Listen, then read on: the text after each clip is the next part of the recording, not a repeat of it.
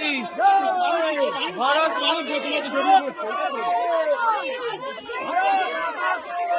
মানুষ হবে না কবে ভারত মাতা কি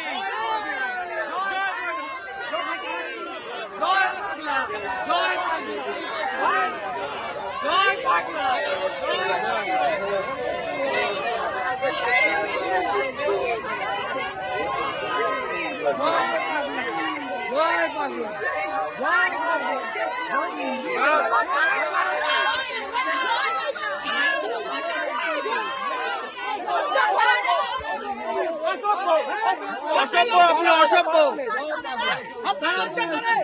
আপনার লজ্জা নেই।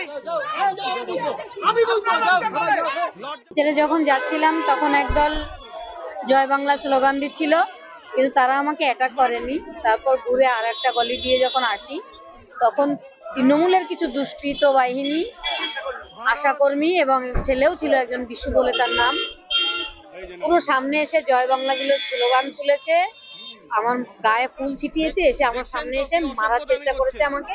আমার একটু চুলে লেগেছে, কিন্তু আমার কর্মীদের গায়ে লেগেছে। আপনি কি কমপ্লেন জানাবেন?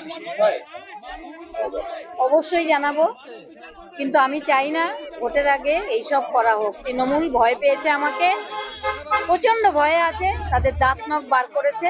শেষ আমাকে, আমার মেয়েকে মেরে তো ক্ষান্ত হয়নি, তারপরে 9ই আগস্ট আমার উপরও আক্রমণ করেছিল পুলিশ, সেটাও পারেনি। এখন চাইছে আমাকে মেরে ফেললে হয়তো আর কেউ বিচার চাওয়ার থাকবে না। কিন্তু আমি যতদিন বেঁচে থাকবো আমার মেয়ের জন্য লড়েই যাব, আর ওদের আমি শেষ দেখে ছাড়বো। বাংলার সব মেয়েরা, নারীরা সুরক্ষিত যাতে থাকে, সেই জন্য আমার এই লড়াই সবসময় জারি থাকবে যতদিন আমি বাঁচবো। তৃণমূলের দুষ্কৃতী মহিলারা ওনাকে ফুল ছিটিয়ে জয় বাংলা বলে ওনার উপরে অ্যাটাক করে।